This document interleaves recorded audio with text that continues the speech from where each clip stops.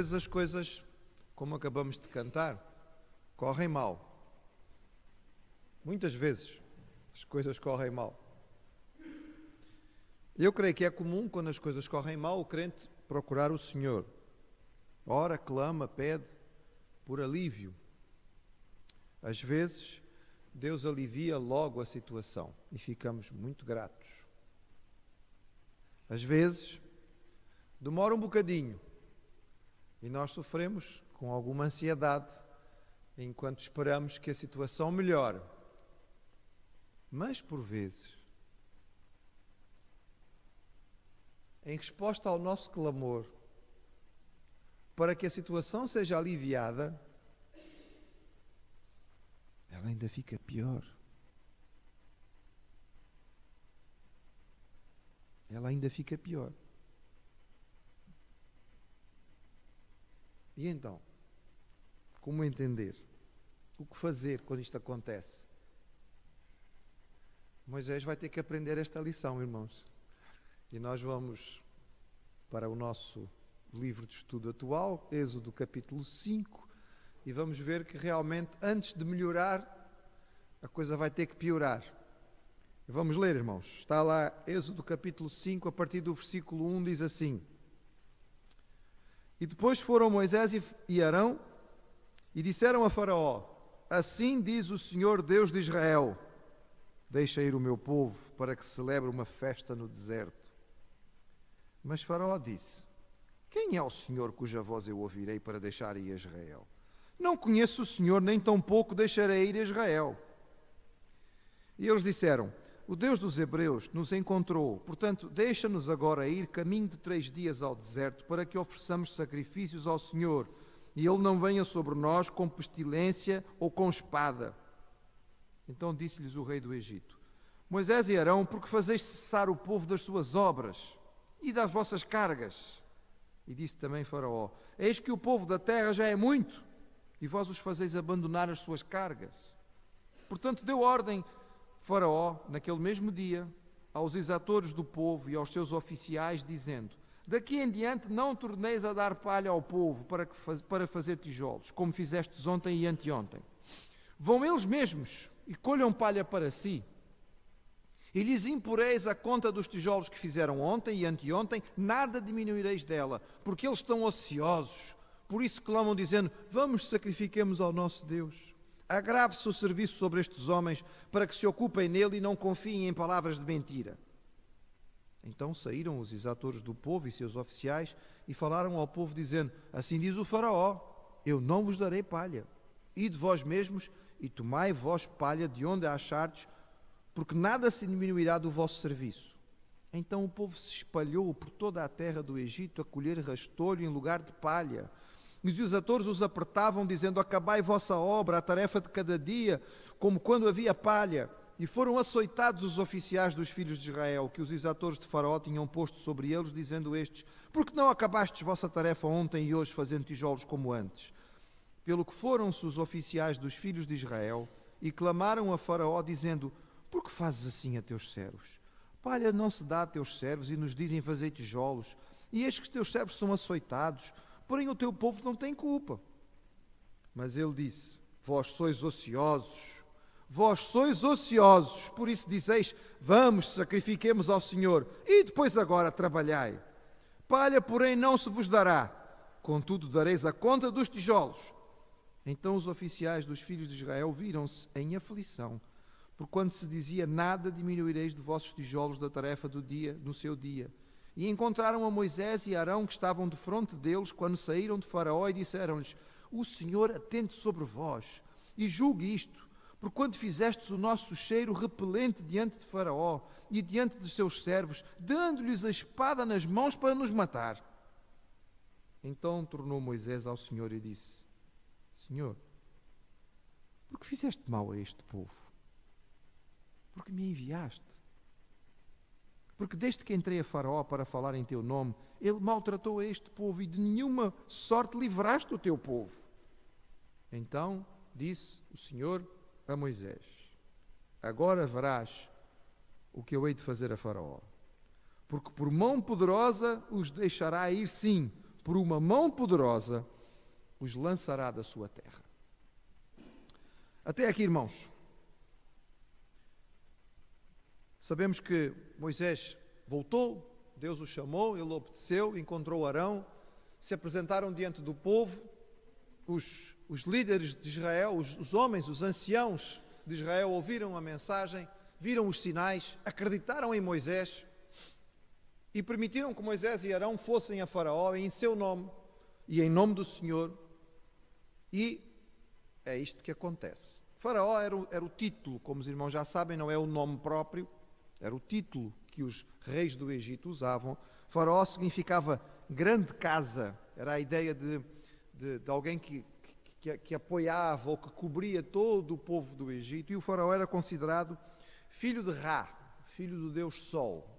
Ele era um Deus entre os homens, era um semideus, podemos dizer assim. Como é que Moisés tem acesso a um homem que ocupa uma posição tão alta como o Faraó? Bem, por um lado, existe a possibilidade de que Moisés ainda fosse respeitado pelo facto de ter sido adotado pela princesa. Para todos os efeitos, ele tinha sido um príncipe do Egito, ele tinha sido um filho adotado do Faraó e teria uma posição de importância. Há quem diga que, passado este tempo todo, isto já não contava, mas talvez ainda contasse. Por outro lado, sabemos, pelos registros históricos, que os reis davam audiência e que, de alguma maneira, Moisés e Faraó aqui se apresentam como os representantes dos israelitas, que são uma quantidade de gente significativa na terra do Egito, a quem o Faraó, de alguma maneira, tinha que ouvir. Se isto foi uma audiência privada, só para eles, nós não sabemos. Pode ser que eles simplesmente entraram na bicha daqueles que todos os dias iam para tentar ter uma audiência com o Faraó e foram ouvidos junto com os outros. O discurso inicial, o primeiro discurso, a primeira palavra que Moisés dá ao Faraó, ela é distinta por duas coisas. Primeiro, que Moisés não usa a linguagem habitual da corte, e ele conhecia bem esta linguagem. Se os irmãos se lembrarem e lerem outros textos da Bíblia, como por exemplo Daniel, várias vezes Daniel se dirige ao imperador Nabucodonosor, depois a Belsazar, Esther da mesma maneira, Neemias igual. Ou seja, quando falavam com reis orientais que ocupavam estas posições elevadas, usavam uma linguagem própria da corte, do tipo, bem vá a tua alma, ó grande rei, não é? Vive para sempre. Era uma linguagem própria e quase que obrigatória de quem se dirigia à majestade que ocupava o trono. Moisés aqui, como nós vamos ver mais tarde com Elias, não fica com papo furado, entre aspas, nem conversa fiada. Ele vai direto ao assunto, ele tem algo para transmitir e ele é representante de Deus. Portanto, o Faraó para ele não passa de um homem. Portanto, ele vai direto ao assunto e ele usa a linguagem que Deus tinha-lhe dado, ele usa a fórmula profética, assim diz o Senhor. Mas é curioso, irmãos, que tendo em conta tudo aquilo que nós já lemos, que Deus tinha dado de instrução a Faraó, Moisés não usa a maior parte destas instruções. Por exemplo, Deus tinha dito que ele devia explicar ao Faraó o que é que ele queria que o povo fizesse, e ele não dá praticamente explicação nenhuma. Deus tinha dito a ele que ele devia fazer sinais na frente de Faraó, e ele não faz sinais nenhuns. Deus tinha dito a ele que ele devia dizer que Israel era o seu primogênito, e ele não diz nada ao Faraó a respeito de Israel ser o primogênito de Deus. Deus tinha dito que ele devia ir levando os anciãos de Israel com ele. E aqui ficamos com a ideia que vai só Moisés e Arão. Abre parênteses. Há uma tradição judaica curiosa, e as tradições judaicas aqui ajudam-nos porque acabam por ser interessantes, enriquecem, se não, pelo menos são, aqui neste aspecto, até um pouquinho divertidas. Diz que Moisés chamou os anciãos de Israel para ir com ele, mas que à medida que ele ia no caminho, se aproximando do palácio, foi fugindo um por um, porque ficaram com medo. E quando chegaram lá, só estavam Moisés e Arão. Fecha parênteses. A verdade é que parece que Moisés não obedeceu 100% a tudo aquilo que o Senhor falou.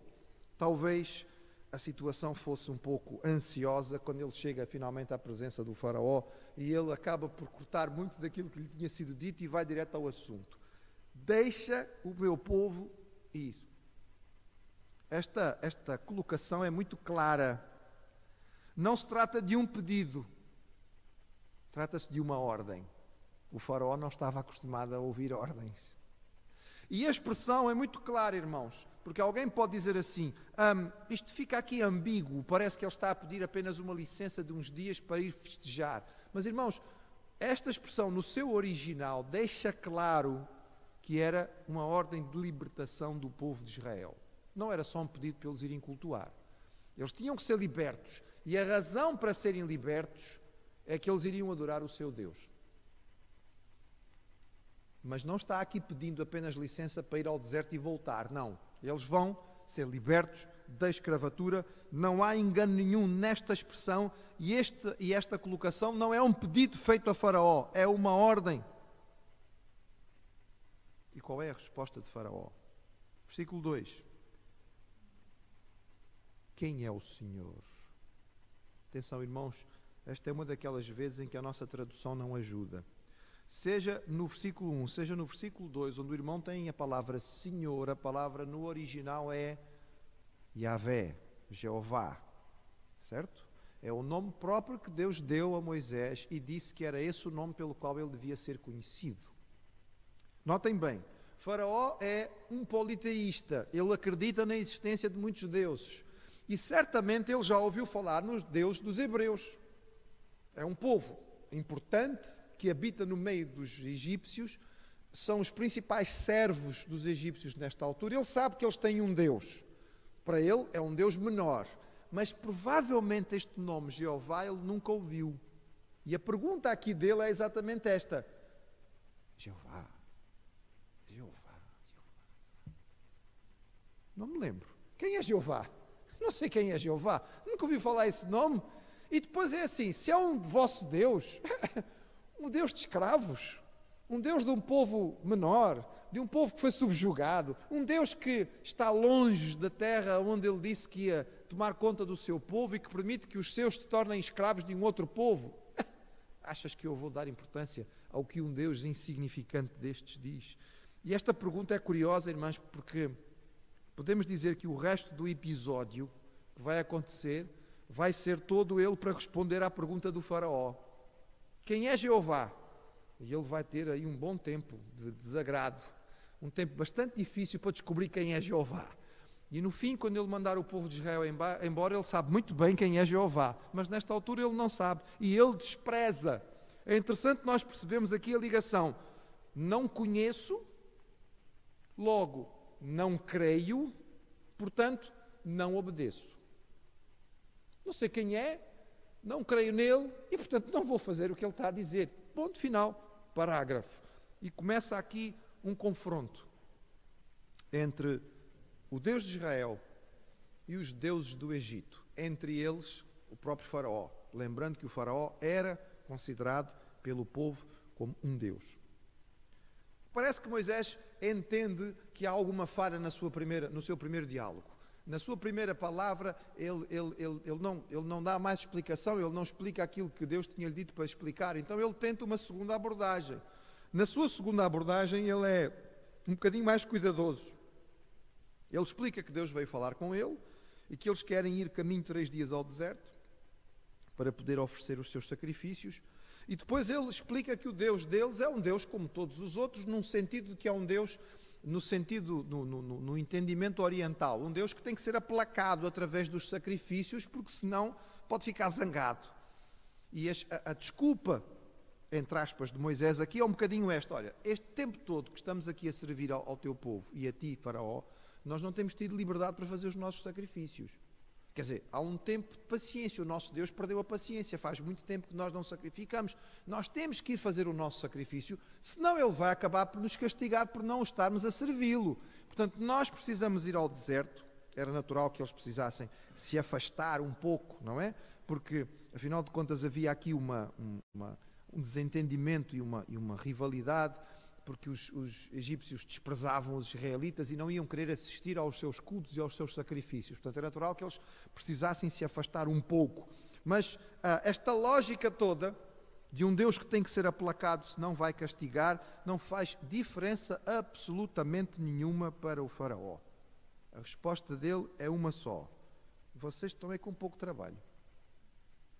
Vocês estão com pouco trabalho. Vocês precisam trabalhar mais.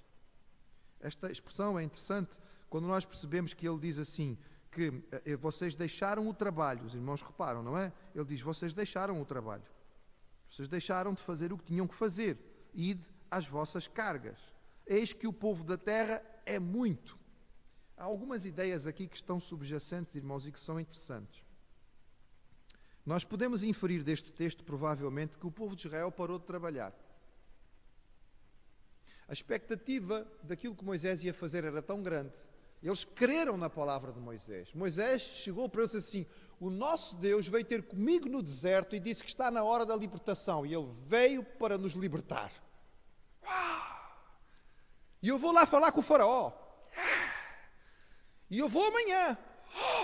Ninguém trabalha. Ficamos todos à espera. Vamos fazer as mochilas, arrumar as malas, porque nós vamos embora.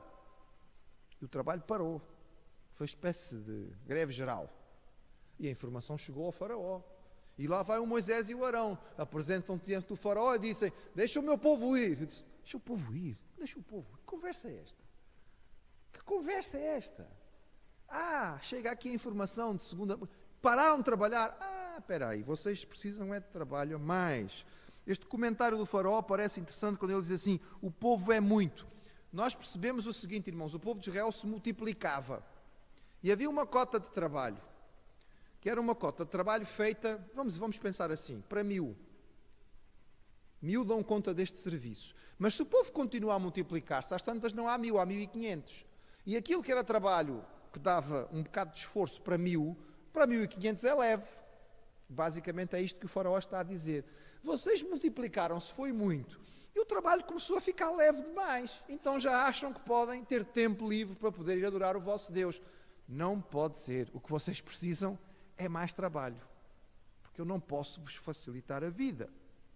E então chega a informação, a decisão do faraó, assim que Moisés e Arão saem da sua presença. Percebemos aqui que havia uma hierarquia. Nós temos de ter em conta que os homens de guerra de Israel, e portanto os homens disponíveis para o trabalho, eram cerca de 600 mil trabalhadores. É muita gente. Estavam todos a trabalhar ao mesmo tempo? Provavelmente não. A ideia com que ficamos é a seguinte, irmãos. O povo de Israel era um povo de pastoreio. Eles tinham grandes rebanhos. E quando eles saem do Egito, nós percebemos que eles levam os rebanhos. Quem tomava conta dos rebanhos? Os próprios israelitas. Quem trabalhava para os egípcios? Os israelitas. Como é que isso funcionava? Provavelmente em turnos. Ou seja, durante um tempo estavam no campo, durante um tempo tinham que ir trabalhar. E estes turnos tinham que ser cumpridos.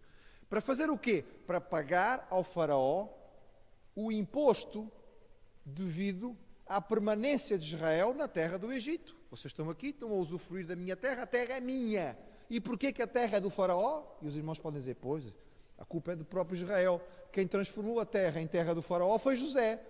Ou seja, o José é que é culpado. Bem, não é propriamente culpado, mas a terra é do faraó. Para poder viver na terra é preciso pagar tributo. Que tributo? Eles tinham que trabalhar. É neste sentido que eles eram escravos. Eles não recebiam para fazer o trabalho, mas o trabalho era um pagamento ao faraó. E eles tinham uma cota de produção. E esta cota era controlada como? Por uma hierarquia de líderes. Porque 600 mil trabalhadores é muita gente. Então havia os chefes egípcios que comandavam, que por sua vez tinham outros capatazes egípcios que estavam por baixo deles, que por sua vez tinham capatazes israelitas, que eram os que lidavam diretamente com o povo. E toda esta hierarquia é aqui descrita. E a informação que chega é, vão continuar a fazer, mas agora em vez de vos dar a palha, vocês é que vão buscar a palha. É interessante nós encontrarmos isto porque os registros arqueológicos nos falam a respeito da construção com tijolos feitos com palha desde cerca de 3.500 anos antes de Cristo na Mesopotâmia. No Egito eles também já eram usados há muito tempo. Os tijolos feitos com palha substituíam a pedra, porque a pedra a certa altura era difícil de encontrar, e barro era fácil de fazer em quase todo o lado, desde que houvesse água e terra, podia-se fabricar. A palha era usada para dar a ligadura, a palha o que sobrava da colheita, no fundo. em vez de se deitar fora, aproveitava-se para fazer a ligadura do tijolo. Por outro lado, a própria palha dentro do tijolo acabava por se degradar. E ao se degradar, ela soltava uma substância. Nós sabemos que a substância é semelhante ao ácido glutâmico e que fazia com que o tijolo ficasse mais compacto, mas ao mesmo tempo um bocadinho mais maleável. Tudo isto era útil. É claro que os egípcios não sabiam o que era o ácido glutâmico, mas sabiam que pondo palha o tijolo ficava em melhor qualidade do que se ele não tivesse palha.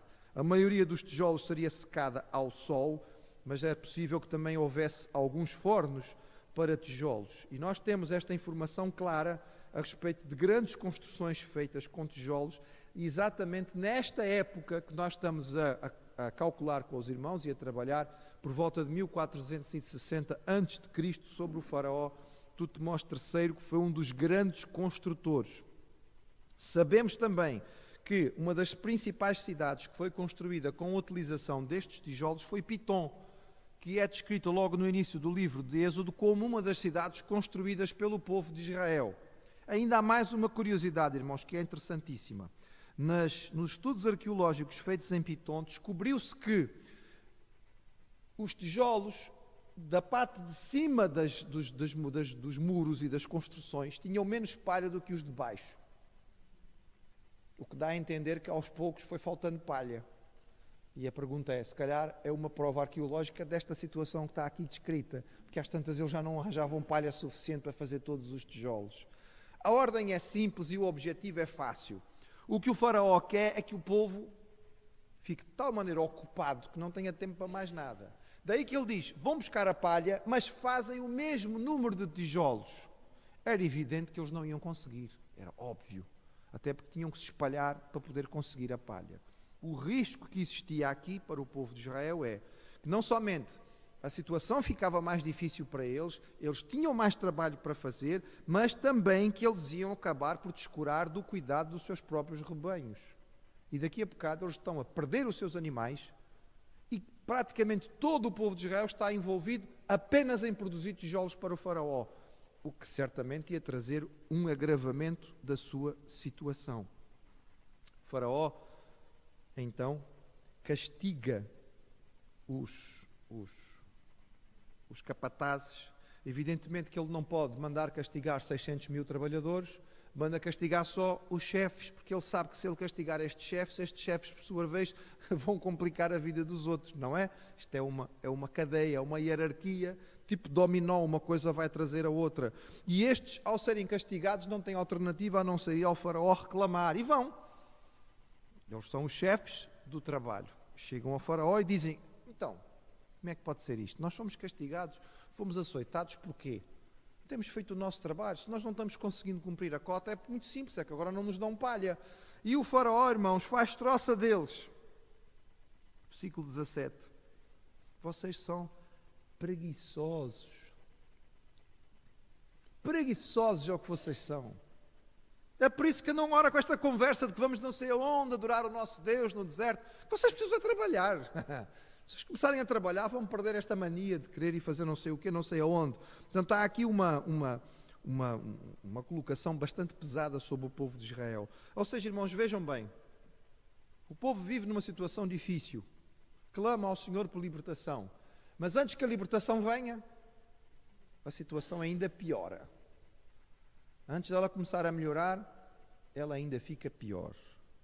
Vejam a situação do povo. O povo nem tinha conseguido festejar, propriamente dito, a informação que tinha chegado. O povo ainda estava em casa alegre da vida, a conversar uns com os outros. Como é que vai ser a nossa vida de libertos? E Moisés vai nos levar para onde? Qual será o caminho que vamos seguir para o deserto quando a notícia chega?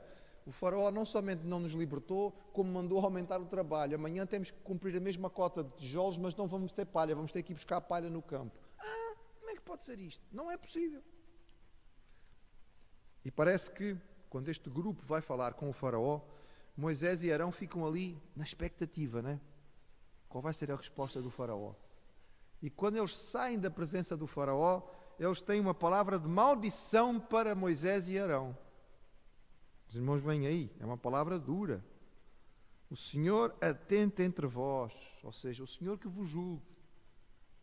E a expressão que eles usam é essa, mas vocês fizeram com que nós cheirássemos mal na presença do faraó.